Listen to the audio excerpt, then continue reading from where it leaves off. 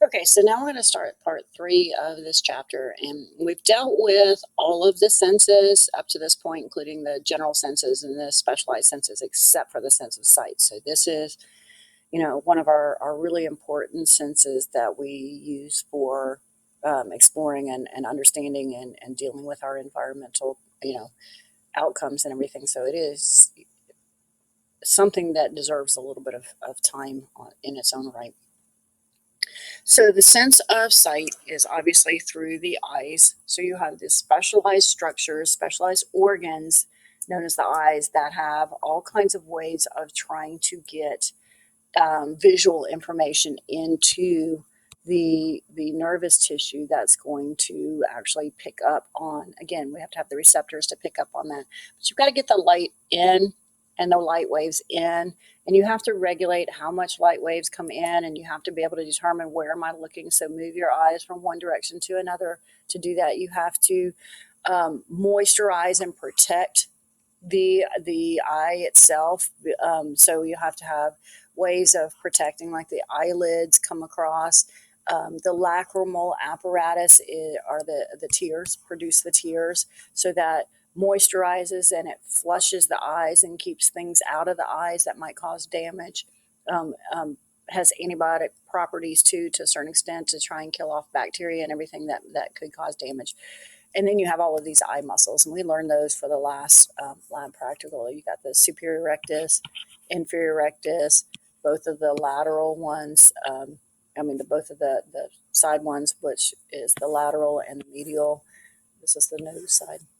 And then those two obliques that come across, the superior and inferior oblique, that help to get the eye going at different angles. So really hypersensitive organ. So it's something that has a lot of other tissues that are dedicated to the proper functioning of it. All right, so looking at it, here's the eye from a cross section. So information would be coming, oops, in this direction through the eye itself. So we have the eyelid that comes down. You have tear glands and everything that are in here that are going to flush it with water. You've got protective casings around our nerve tissue is back in here. So you have all of this stuff that prepares those light waves as they come through and protects that nervous tissue also. The palpebra is the first part, and that's 4 layers. It is the skin, muscle, connective tissue, and conjunctiva that basically surround the eye. And when we're blinking and everything else, all of that tissue that's back deep in there and around it.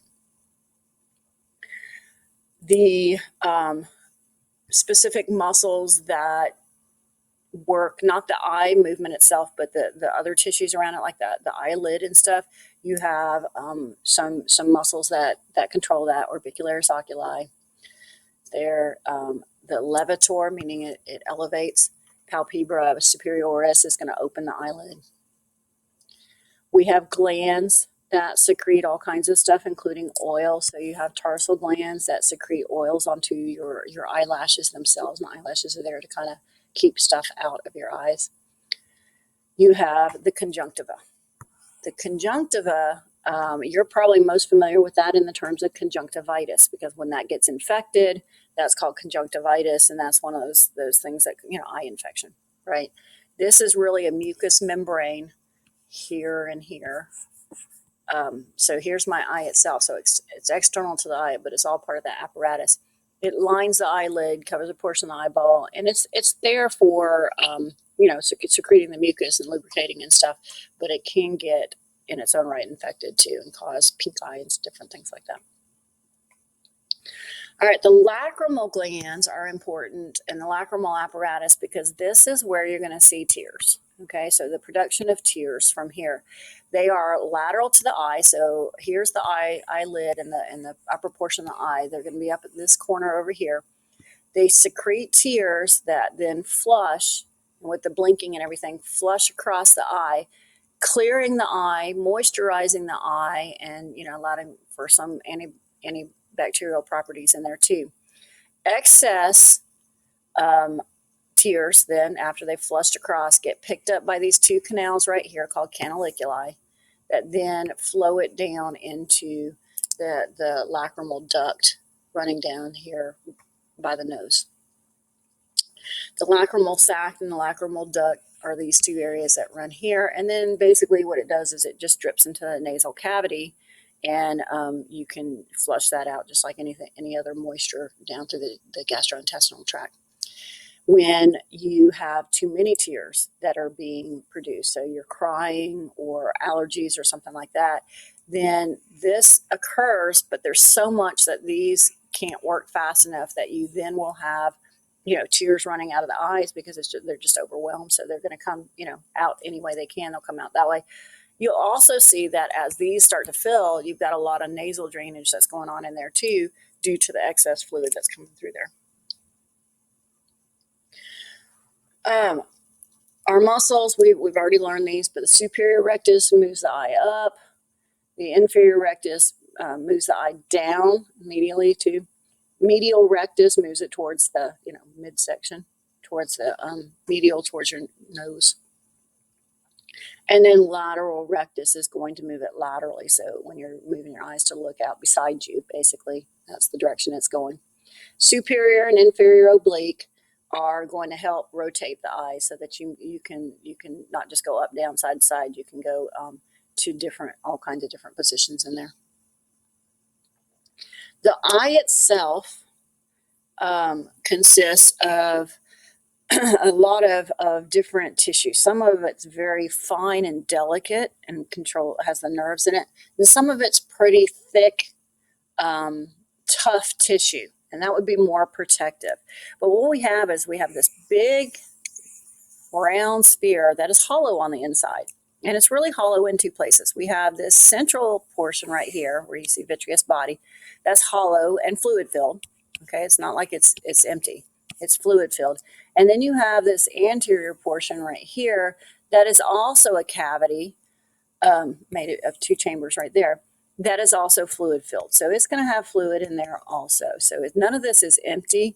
It's chambers, but it's hollow, but it has fluid inside of them. Most of that's just, you want pressure to go back out here and keep the retina, which has the nervous tissue, pushed back. You want to have shape to it, so the fluid does the shape to it. Plus, you got to have nutrients and everything else. So we have these fluids for all those reasons in there.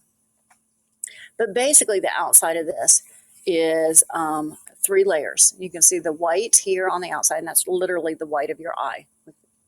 This is very thick and very fibrous. You have a middle layer. It's kind of a pinkish on this picture. Pink color that is vascularized. In other words, there's a lot of blood flowing to this. And then we have the nervous inner portion. And that's where the actual nerve cells are going to be for collecting light waves so that you can see. And that's just, it's very, very thin, and it lines that interior of that eye.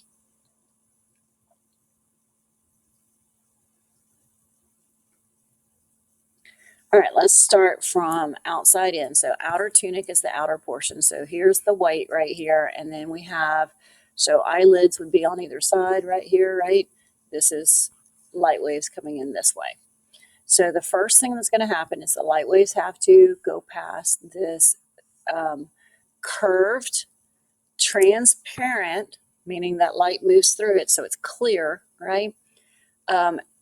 Protective coating that keeps the eye separate from the outside world, and that's your cornea. Okay, so the cornea is the first place. Notice it's curved. I want to you need to start thinking about this with curved types of interactions. Anytime you have movement, doesn't matter if it's like water movement or your tire on the road or whatever, we call that friction. So light is coming in through your eye in this case.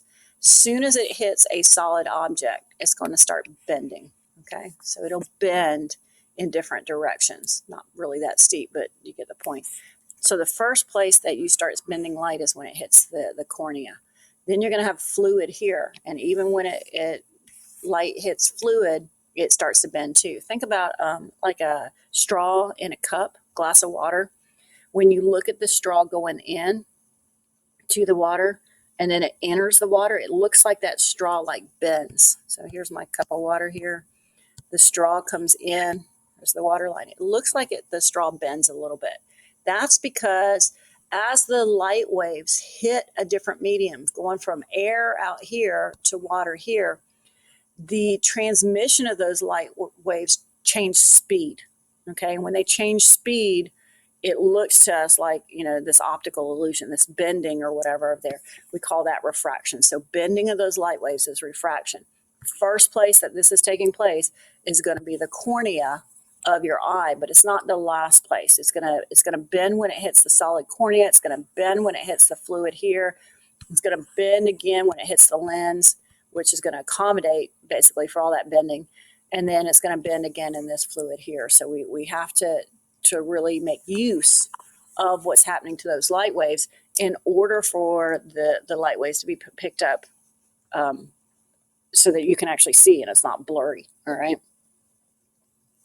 The sclera is what we call the white of the eye. So when we say you see the white of the eye, that's this thick, very thick outer portion of the eye. And you can see it in the corners of your eyes, but it goes all the way around to the back side. We call this opaque. Opaque means that it's not translucent. In other words, light can't pass through it. So if light hits here, it's a dead end. It can't pass through it. Likewise, light that comes in here, right, it's hitting here, will not pass back out again. It's going to bounce around inside here. It's going to stay inside the eye so that you can visibly see that whatever object you're looking at. The sclera is very thick, it's very dense, it's very protective. The iris, so here's, again, from this direction, here's the cornea right here. So we have the cornea, light came in, remember it bends when it goes through there. It's going to hit this fluid-filled cavity, and then it's going to go through basically right here. These two muscles that you see right here and right here. These are called the iris, and the iris is a muscle, if I can spell it, muscle that controls the size of what we call our pupil. So the pupil is a hole in the eye, so this right here, where light passes through and hits the lens. The lens is a solid object, but it's between those two muscles, so it's really just a hole. So when I look at the little black spot in my eye and I say the pupil, that's just a hole in my eye. The surrounding color, I have brown eyes, the surrounding color, that's the iris. If you have blue eyes, it would be, the color of those muscles, basically. So they're there to control basically the size of the pupil. So in the dark, the muscles, one set of muscles are going to relax and one's going to contract. They work to, opposing pairs, just like any other muscle, and they're going to get larger. So your eyes will dilate. That means the pupil dilates. That means that hole gets larger because those muscles have reacted to that to allow more light to pass in because there's very little light out here. If you turn the light on, then these muscles are going to work together and this hole gets smaller, so they move in closer, basically. Change tension, move in, the pupil gets smaller, and that allows less light in because there's plenty out there. You don't need to do that. Plus, we want to protect all of this very fine nervous tissue that's on the back of the eye, the retina. Don't want to damage it with too much light. Nope, my hair was off a little bit. I guess it's pointing to part of it. All right, now the lens right here is what's going to do the focusing, right? And the lens, we're in the middle, by the way. I don't see Nick. The lens, still the anterior, so from here back, that's called the posterior. Okay, from here forward, this is all the anterior. So we're in the anterior portion, but we're inside the eye at this point. We're in here when we start talking about the anterior and posterior. And then when we talk about the tunics, the outer is the sclera. The middle is going to be this portion that comes around right here and has, there's the iris, has this section. See this kind of fanned out section right here? That's a group of muscles, and then there's these ligaments that attach to that lens here. This is all called the ciliary body. And again, it's still in that anterior portion. They are also pigmented, just like the iris is pigmented, so they have color to them.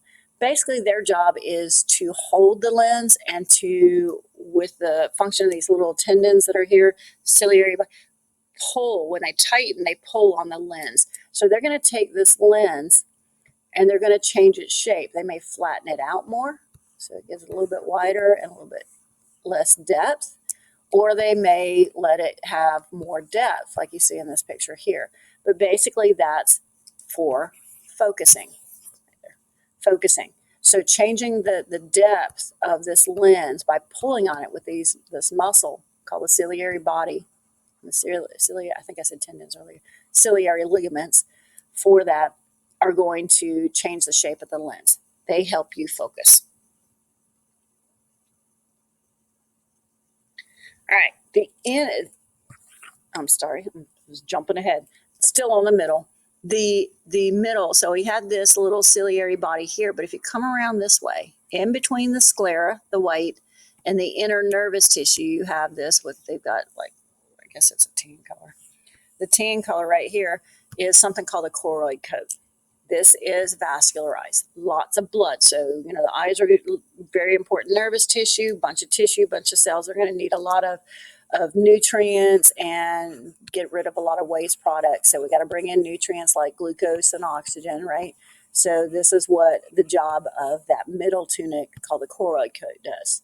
It's a sound, by the way. Also, it tends to be dark in color. So as the light comes in, you know, we don't want it to pass out. It's going to absorb anything the retina doesn't pick up. It kind of just dark absorbs light, so it absorbs extra light to keep that from being too bright on the inside of your eye. Okay, so here again, cornea. So our light would be coming in this way. Cornea, this is all anterior going forward. So this chamber right here is the anterior chamber. This is the posterior chamber of, this is all one cavity. Okay, so we've got posterior cavity back here. We haven't even talked about it. And then you have these two chambers right here. And they're just really divided by the iris. So here's the iris, the whole, you can see half of it. Pupil right here. Here's the ciliary body I was talking about. And there's the little ciliary ligaments attached to the lens that are going to tug on that lens.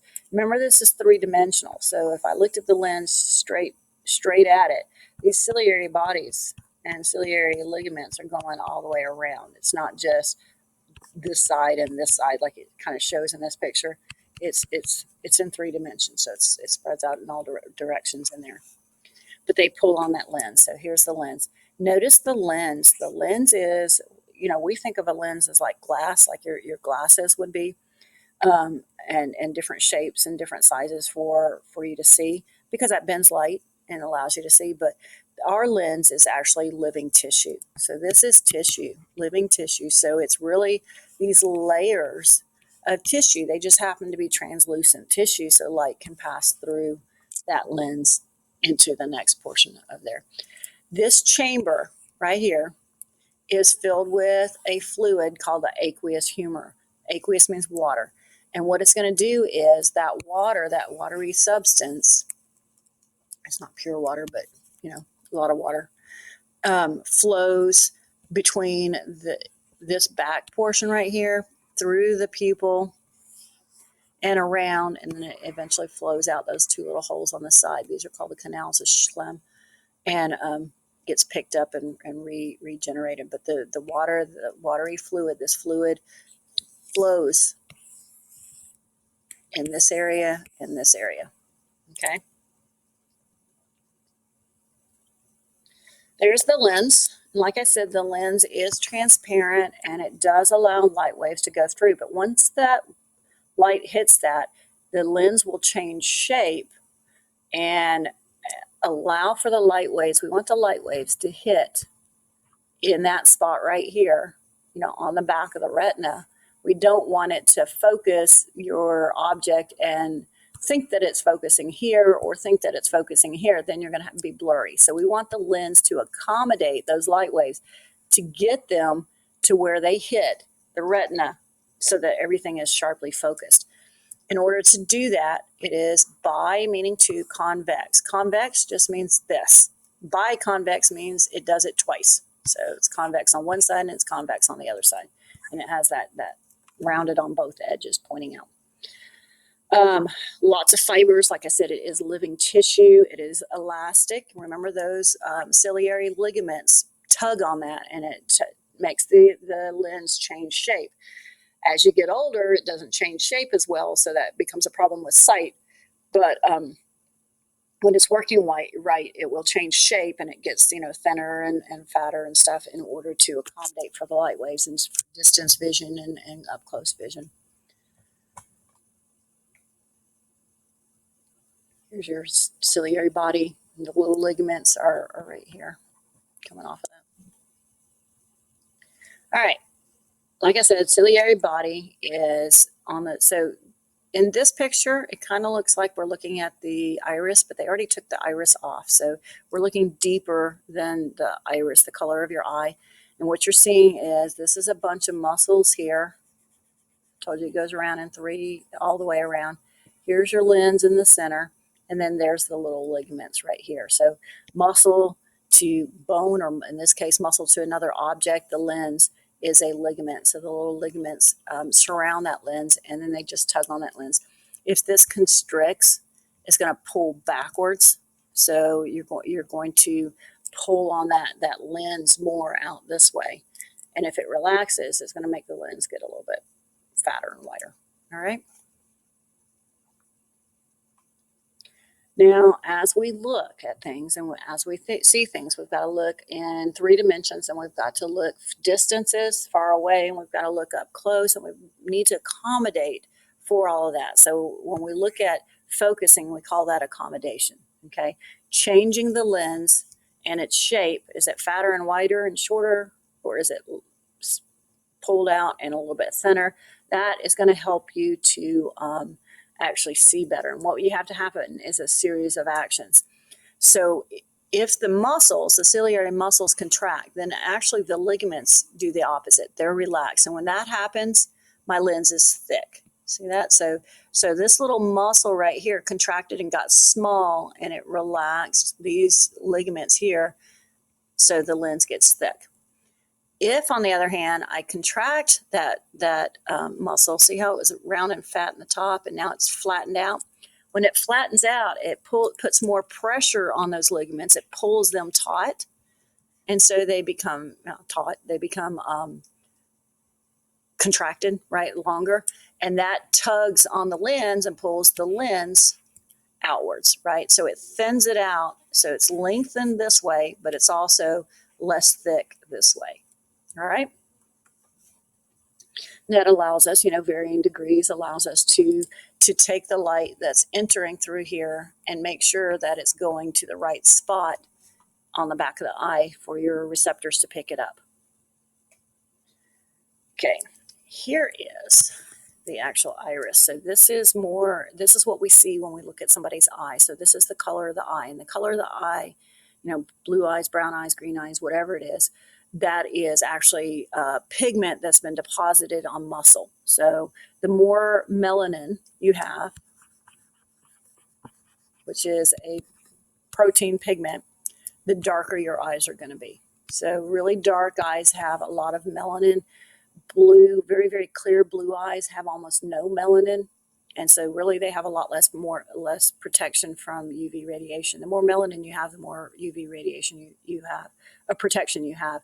So the darker your eyes, the better off you are in sunlight. But still need to protect your retina with sunglasses, even if you have dark eyes. But if you have really blue eyes, you really, really need to be light sensitive more so. Think about it, because the light's going to be able to pass through here more so than just be limited to going through here. So protect the retina there. The pupil that I just circled, that's the hole in the eye. So there's no structure there. It's just a hole. And this is where the light needs to be directed to. So the light has to pass through that. So it's come through the cornea, through that anterior chamber, right? And it's going to go through the pupil, the hole right here. And if you can see, look at it, you can see these lighter brown in the diagram.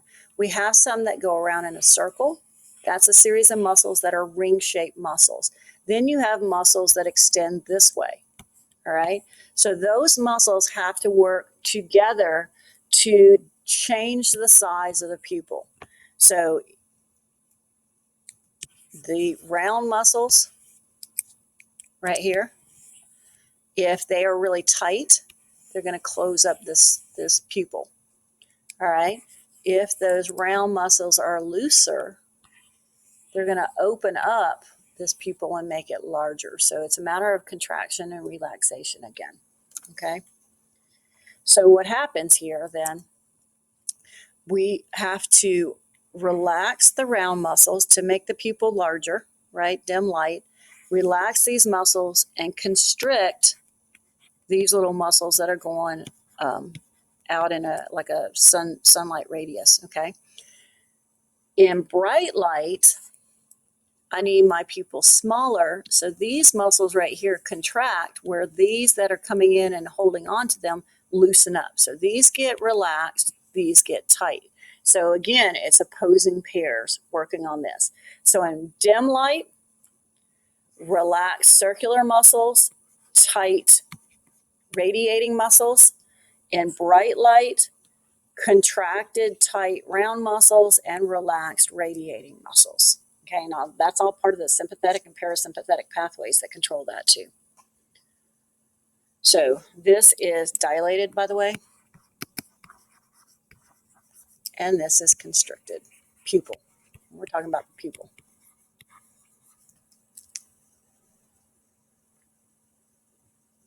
All right. Once again, I told you that here's the cornea.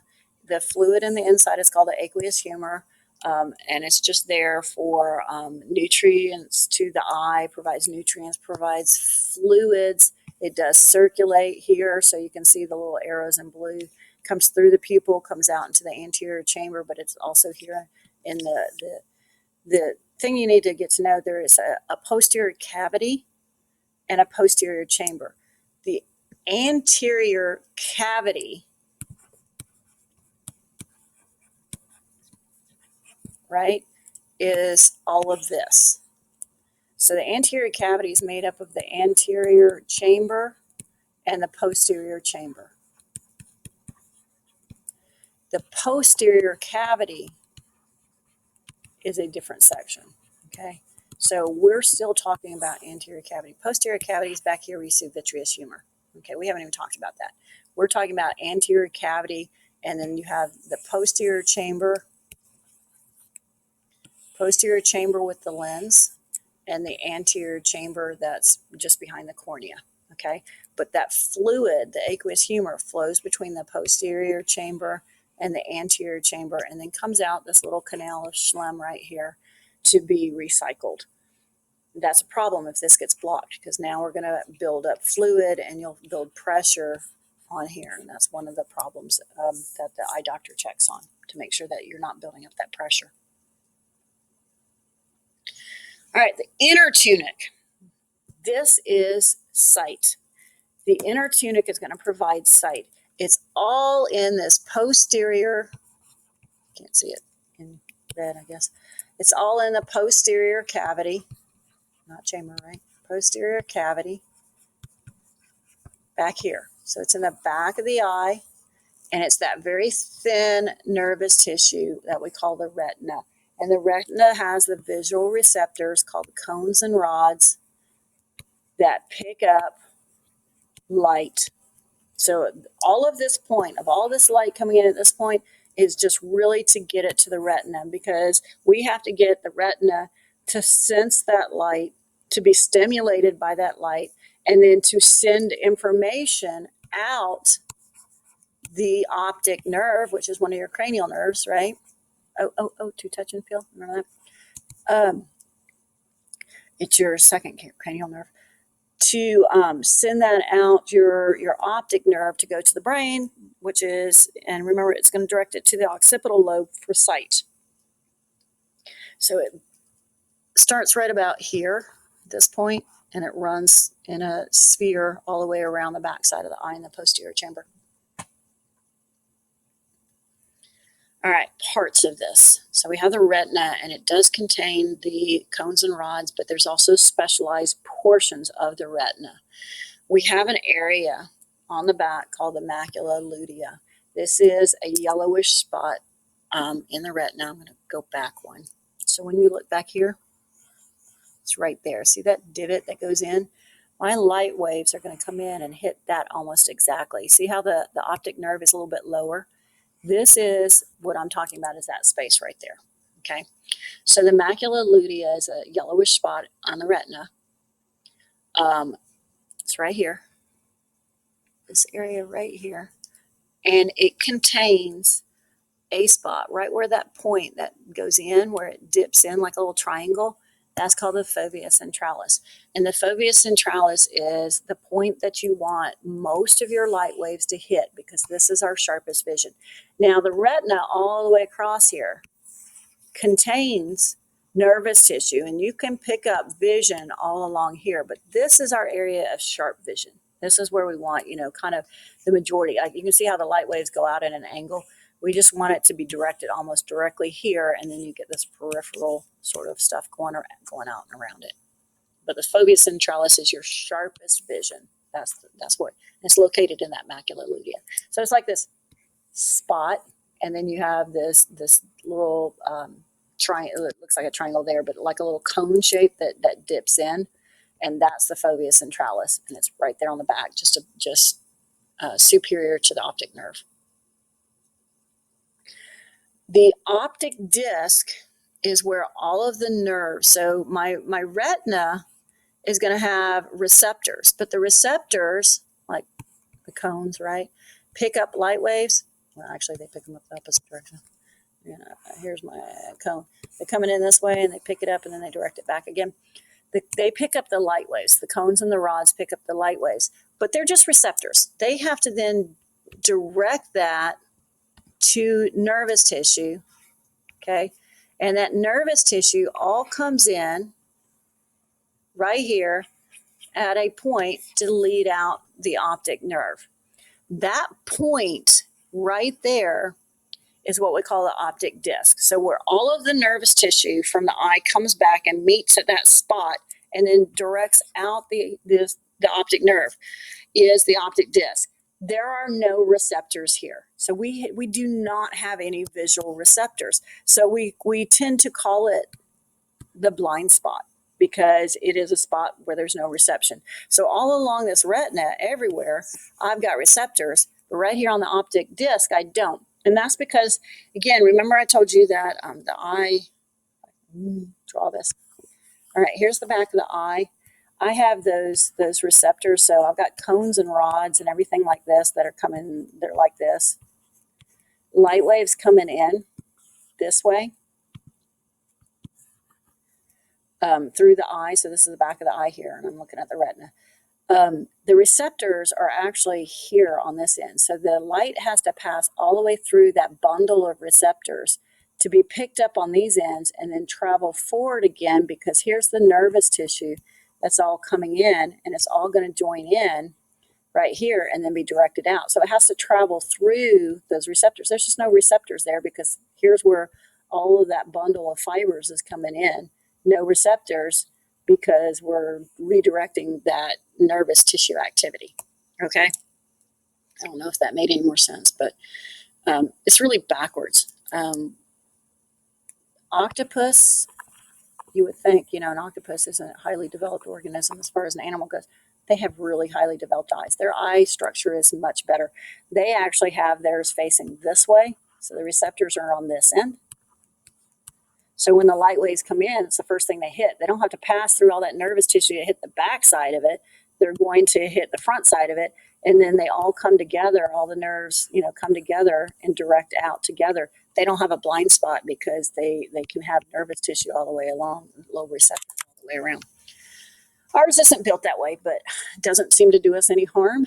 Vertebrates all have the same type of eye tissue like that, and we've done quite well. So it's not a big issue. It's just, kind of backwards. All right, vitreous humor then is the fluid that's in the back. Remember, the front fluid is called the aqueous humor. The back is called the vitreous humor, sometimes also referred to as the vitreous body. So it's the same thing, vitreous body, vitreous humor. but it's fluid filled. And it really is, it's kind of, as you can see, it looks like a little sack. It's a sack of fluid, and it puts pressure back this way, so it keeps the retina forced to the up against the backside of the eye here. Instead of kind of floating around on the inside, it's pushed all the way backwards, and it gives your eye the nice round look too. And it's a fluid, but it's a jelly-like fluid. All right, so there's the posterior cavity, not to be confused with the posterior chamber, which is right there. Posterior cavity filled with vitreous humor, pushes the retina back to the choroid coat, back at the back of the eye. All right, let's look at the actual neurons that are in charge of collecting information. So here again is my light waves coming in. Here's all the nerves right here. So once information is received, so the light has to travel all the way through. Here's the receptors on this end, and then that once they're stimulated, they send their information back this way again, and it all joins in together and then goes and finds the optic nerve. Okay, so it's all going to come together on the optic nerve. So the light goes all the way through, comes back, and then travels down. But these receptor cells are really important. You can see that there's two main shapes to it. You have these long elongated ones, and they're really shaped kind of like that. They're called the rods. Okay, so rods are long, thin ones. And then you have these that you see the red, the green, and the blue right there. Those are the cones, and they're responsible for color vision. So they have them color-coded. Red picks up red wavelengths, green picks up green wavelengths, and blue picks up the blue wavelengths of light. And then together we can put all that just together in different amounts, kind of like mixing paint idea, and you get all of the different colors that we can respond to. All right, layers, remember. Outside white layer is the sclera, that's for protection, and it's thick. Middle layer is the choroid coat, that's the blood supply, and then the retina is actually the receptors. Now I briefly talked about the bending of the light, so that's called refraction. So we have to accommodate for all of these light waves that are coming in, and we have to accommodate for the fact that they're going to bend every time they hit either a solid object or a liquid object. And the first thing it hits is the cornea, then it's going to hit the aqueous humor, then it's going to hit the lens, then it's going to have the vitreous humor, and then it's going to finally hit the retina. So each time it hits one of those objects, it's going to bend to a certain extent. Solid objects, it bends more. Liquid objects, it's going to bend less, but it still bends that light and gives you a different shape. And this would be like the straw in the water sort of idea. Okay, so we have to accommodate for those angles of that light wave coming in. Let's do a little background in physics for a minute. So there's different types of lenses you can have. Our eyes are made up of convex lenses. So we have the cornea that is convex. We have the lens that is biconvex, right? So both of those are convex lenses. But we can use that ability of that bending of something like glass, maybe polycarbonate, whatever, to accommodate for light waves. But anything that's convex is going to take a light wave that's coming in and bend it inwards. So they tend to converge towards each other. Converge means come together at a certain spot. So the cornea and the lens make the light waves, they come in, and then they converge to a central spot. Hopefully that's your fovea centralis, right? Your point of sharpest vision. That's the point of what your eye is trying to get to.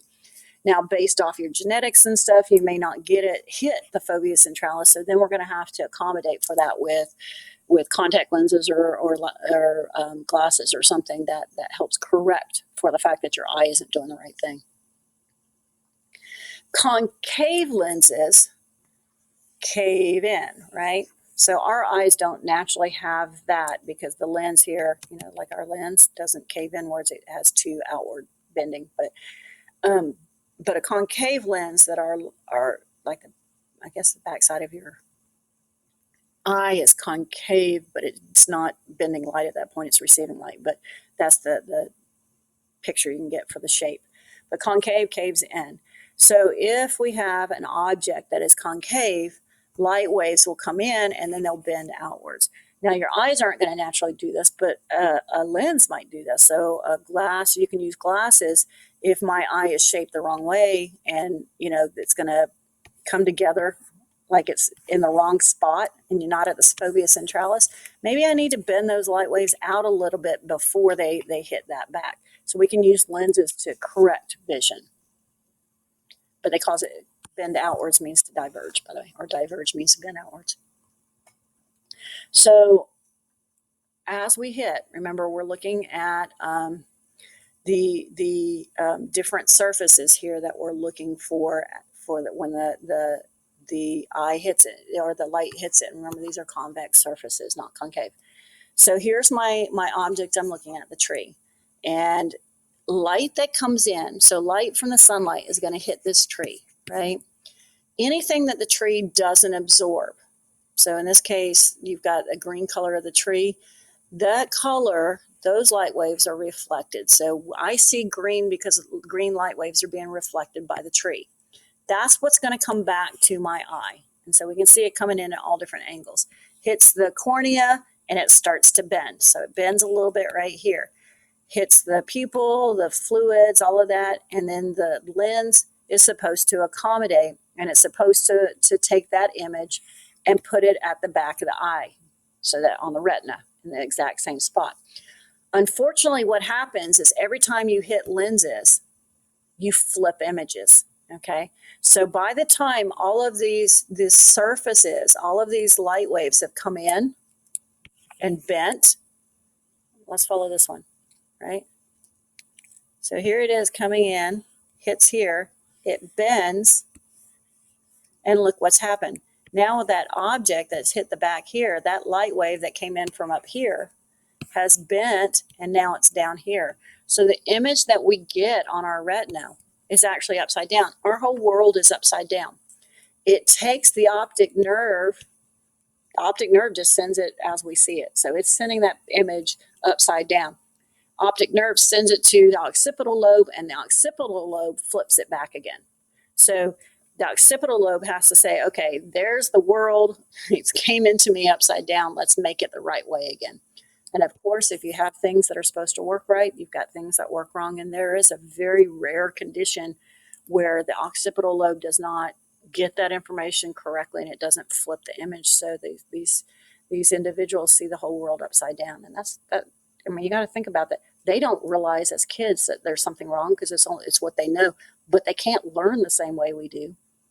You can't teach a kid to write the letter A and then write in order this way, right? Like we do, if everything that they see is upside down. So I'm sitting here trying to tell the kid to go make an upstroke, a downstroke, and a crosstroke, and they're going, that doesn't even make sense to me, right? So you have to, once it's recognized, it's a condition that you have to work with, and you can just take computer screens and flip them and stuff. So it's pretty easy with programs, but up until recently, it hadn't been that easy to deal with, and the kid might be, labeled as learning disabled, not being able to learn how to write and read and all kinds of labels that go along with that, when really it's just a vision area of the brain that's not processing correctly. All right, detached retina. Remember, the retina is so important because it contains those cones and rods for picking up the light waves. Well, if it becomes detached, meaning it's not pushed up against the sclera, it's loose, you're going to have light waves hitting it at different angles. Plus, look, you got little holes and tears and everything else in it. That's going to mess with all of that nervous tissue, and it's going to be a big problem. So detached retina is when that happens and pulls away. And it can happen because of injury. It can happen because of disease or something like that. I got hit in the eye when I was in my early 20s with a badminton birdie. You would think that that's like a light wave thing, but apparently when somebody's being very competitive, they can hit it at you at a pretty high velocity. And that guy did. And it hit me in the eye, and it caused a partial, very small detachment of it. But mine was so minor that it rectified itself. But it was something that the eye doctor was concerned about at first. It does cause, a little bit of blurring. You've got some vision loss. If it continues, and it looks like this one in this picture, you're going to have continued blindness and vision loss and eventually blindness out of that. Mine rectified itself. But what I did see was you get little floaters from that. And floaters are things from the detachment of the retina that are just floating around. Remember, this is all fluid filled in here, right? And so you get these little particles that float around, and it is the weirdest feeling in the world, because everything we see, our brain is trained to feel like it's on the outside of your body. It's out here. I'm bringing it in. But if you're seeing something on the inside, and it can be a floater, it can be also parasites in there too, but something on the inside of the eye is happening here, your brain still thinks it's out here. So as you're processing that information, I'm seeing this, and my retina is picking these things up, and they're moving around in here. Feels like somebody's creeping up on you on whichever eye it is, and you're constantly looking to see, the peripheral. Somebody's coming up behind you because you see this thing move up, and it feels like somebody has, your vision tells you somebody's coming up on the outside, and it's really on the inside of the eye. It's a really weird feeling. If it's minor, like I said, mine did, it can repair itself and go away. But if it becomes really major, you're going to end up with having to have surgery to repair this, or lose vision, is the other outcome from that possible. All right, so the part of seeing goes back to those rods and those cones. So let's talk about those specific receptors right now. The rods are for, a lot of people like to say black and white vision. It's really not black and white vision. This is a light sensitivity. Rods secrete a pigment, or they have a pigment. They don't really secrete it, but they produce a pigment that they use called rhodopsin. And it really is more a light dark thing. So it's really a light versus dark. Edges, it allows you to see edges of things. So if you think like, you're looking at an object, and the boundary of the object between that object and something else, that's got a dark and light effect going on in there too. So you see the light and dark. It's not really just black and white. When a lot of times you'll hear black and white, but it's not really black and white. It's more shades, okay? But it does allow us to have better vision in very dim light. You know how you turn all the lights off and it's really dark? When your eyes adjust, you can see, but it's not very colorful. A lot of times you can see some color because your cones are still there, but you're not seeing as much color. But you can see shapes and you can see objects, and that's kind of what this rhodopsin does in these rods. So here's our nerves. Here's the light waves coming in. Nope, I want one. Light waves coming in this way. Get it right. Come in. Okay, come in this way, and then it sends that information back that way again. But very, very, like I said, sensitive to light and that colorless vision. Cones are for color. Cones are for color. These guys are cone shaped. That's where they get their name. And you can see them, the red, the green, and the blue down here. So this is bright light vision, this is sharp images, and this is definitely color. We really can only produce pigments for 3 colors. Erythrolabe, erythra means red, chlorolabe, chlora means green, and cyanolabe, cyan is blue. So we only really have those 3 colors, but with the interaction, as long as they're all working, red, green, color blindness aside, you can use, like a combination effect or a modification effect from those, and we can see those colors sort of in between along those spectrums in there too, just by having those 3. So those 3 are plenty. We don't have to have a color receptor for yellow, because we can use the combination of the others to work for that. All right, here's the rods right here, called rods because they're long and thin. Here's the cones, a little more cone shape. The receptors are right here. This whole thing is a receptor, but it's really on this end. And light waves go past all of this nervous tissue, get picked up here, and then come back down this way and sent out through those nerves. And that goes for both the color and the rods and the cones. But they do have a lot of sensory fibers. And notice the transmission. So here's my receptor, right? Here's a nerve. Here's another, next nerve. So it has to be transmitted down a couple little relay stations before it gets to the nerves that go even to the optic nerve. All right. So we talked about convex and concave lenses, and the how we can use that. And our eyes use convex, but we can use the concave also. Here's the cornea, there's the pupil right there, so light waves come in here.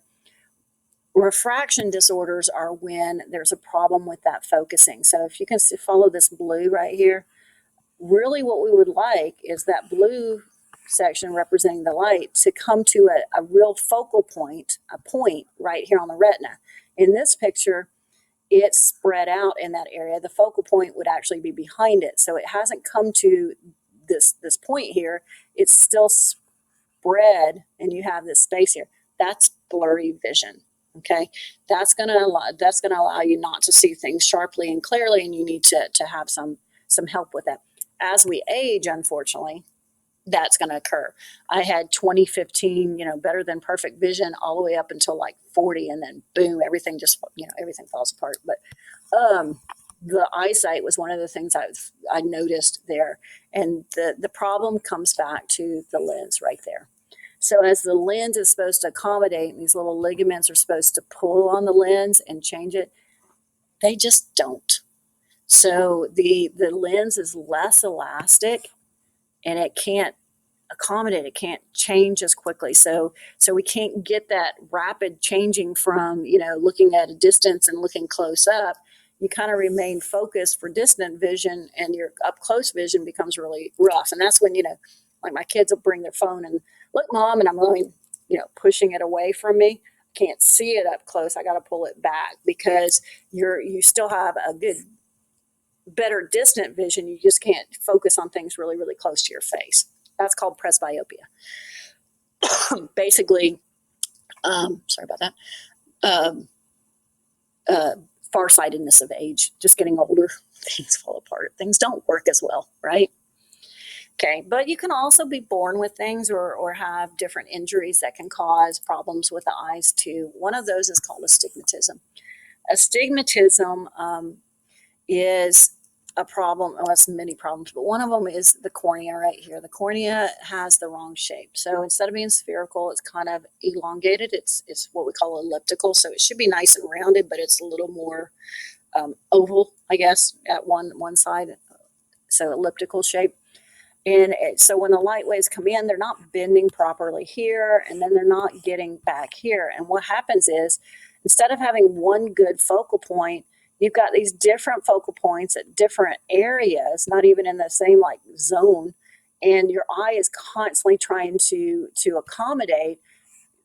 It's out of focus, it's in focus. It's out of focus, it's in focus. It's focused here, but it's not focused in this section.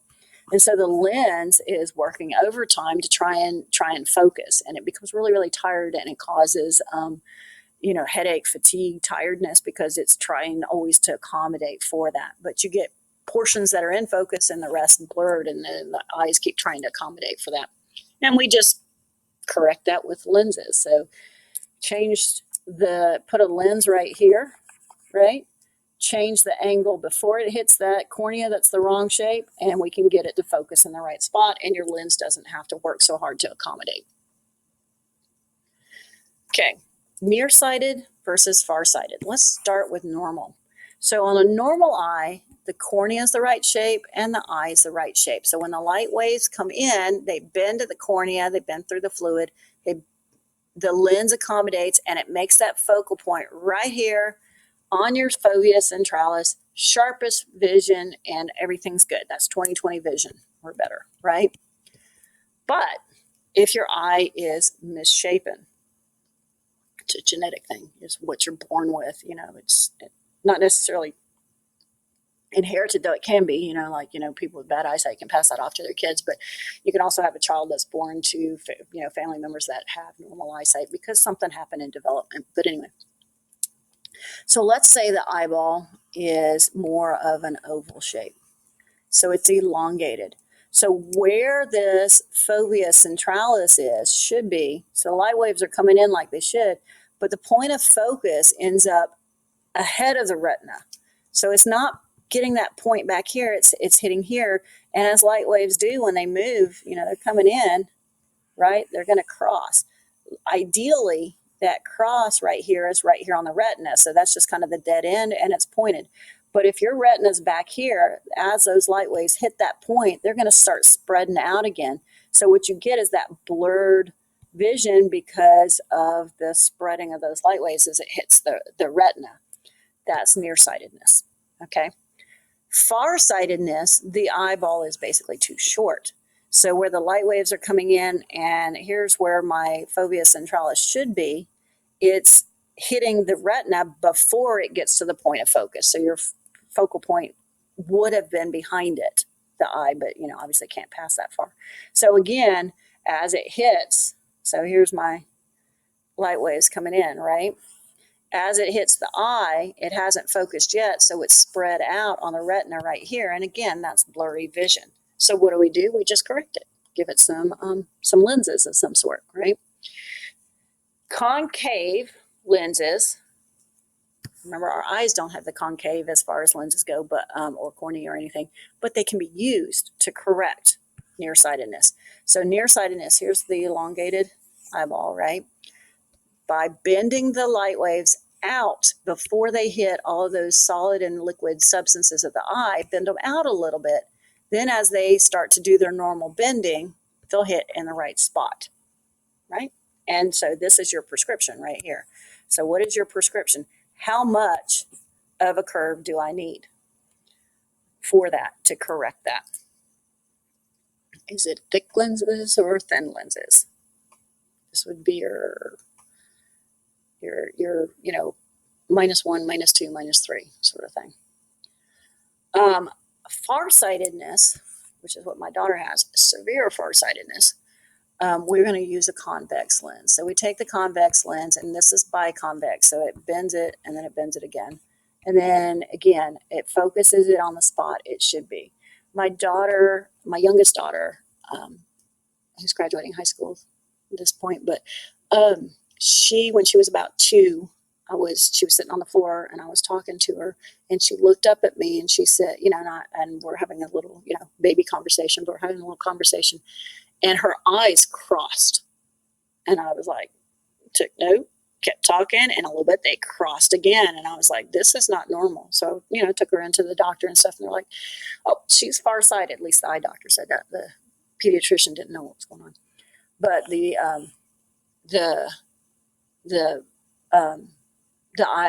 pediatric ophthalmologist said she's farsighted.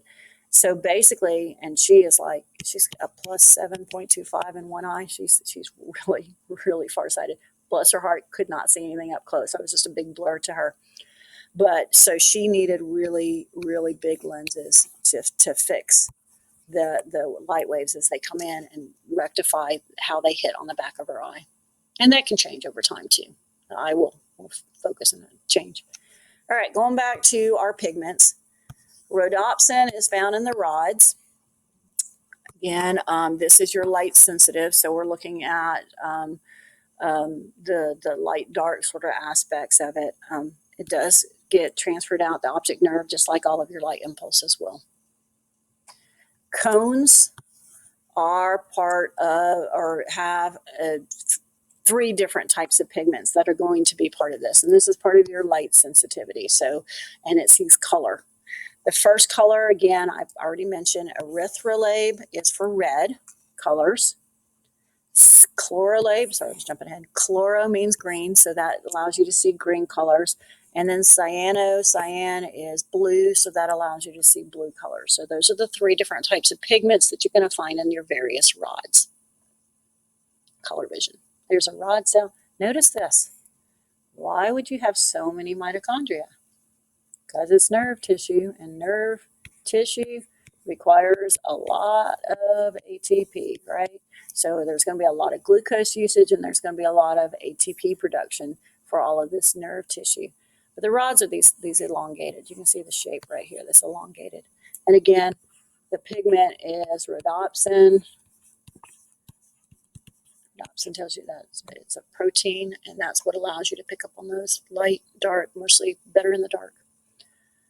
All right, stereoscopic. We use 2 eyes to see generally. That gives us what we call stereo vision, okay, or stereoscopic vision.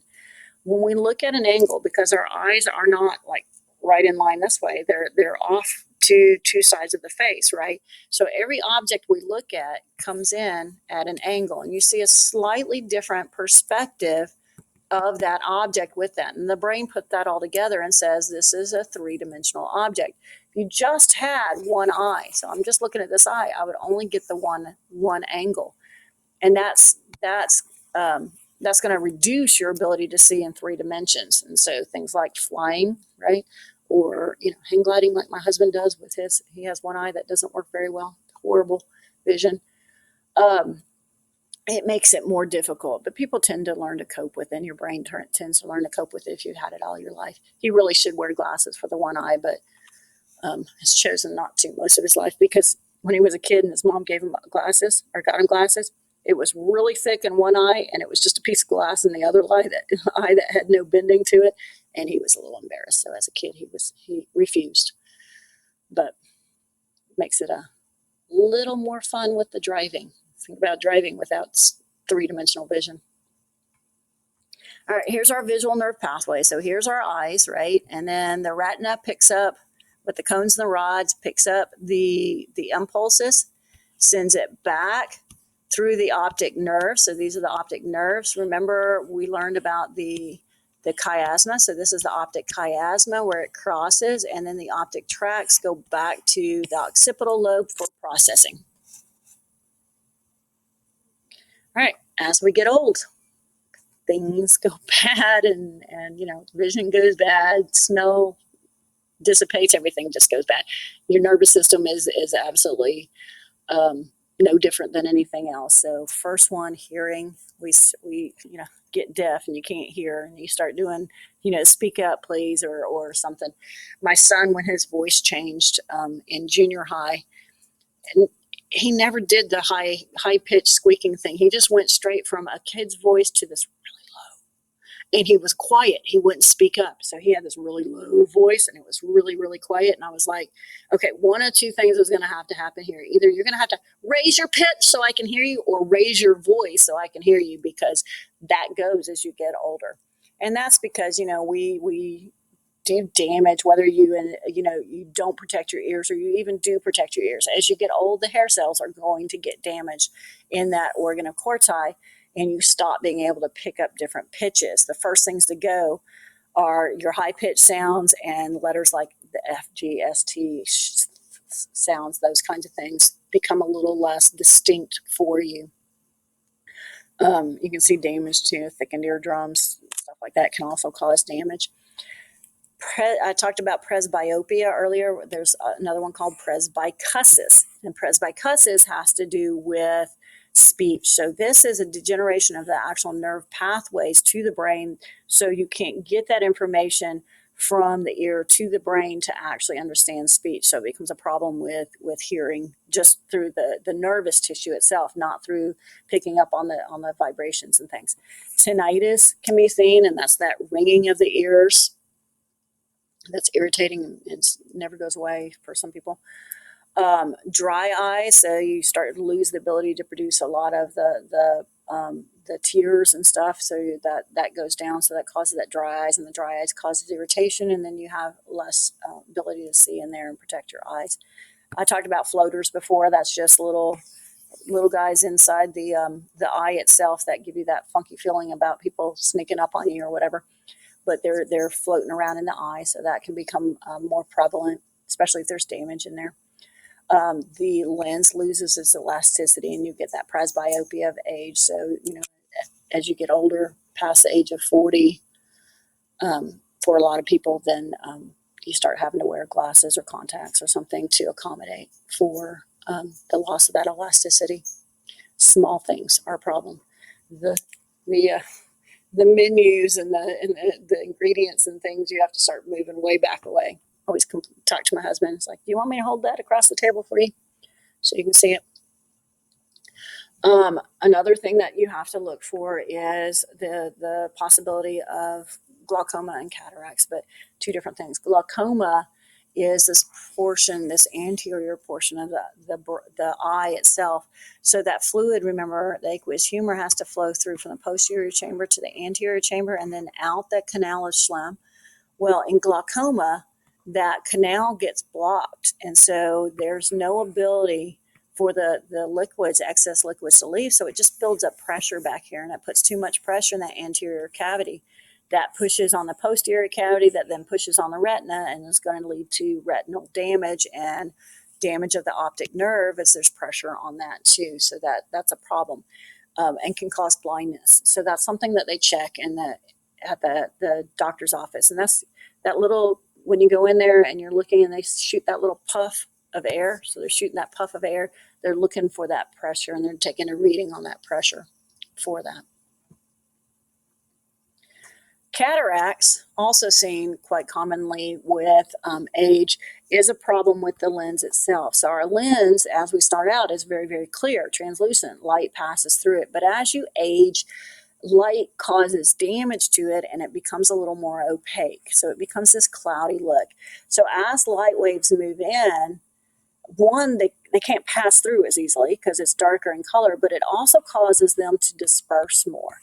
So instead of doing that nice little focusing in one spot, they start to spread out and move because of that cloudy obstruction that's going on in the cataracts. And so vision starts to be lost. Color starts to be lost. Both of my parents have both had cataract surgery, and they just go in and they replace the lens. So they put an artificial lens in there. And the biggest thing was, wow, it's so colorful out here. It took such a long time for them to lose the color. They didn't realize that they were not seeing color as well. And when you put that brand new lens in, my father especially was talking about how green the grass was and everything was around him because he hadn't even noticed that portion had gone away. It took too long. Macular degeneration is another one that's can be seen in elderly, and it's something, or as you age, is something that we need to check for. There's two really types. There's a less common and a more common type of macular degeneration. We'll start with the more common. This one, it's just really a thinning of the retina. So, of course, that's where the nerve cells are. So you're going to have a problem with seeing, but it's really not going to be that serious, except that it's going to affect your vision. The problem comes with the less common but more serious type of macular degeneration, where you're actually having bleeding, hemorrhages in areas causing scar tissue and death of cells and spots. And so it becomes that distorted vision and can lead to blindness. So that can be a real problem on that one also. So that's one of those things you got to look out for with that. And with that, we are at the end, and this was the last of the semester. So I wish you well on your final exam, and let me know if you have any questions. It's been a pleasure.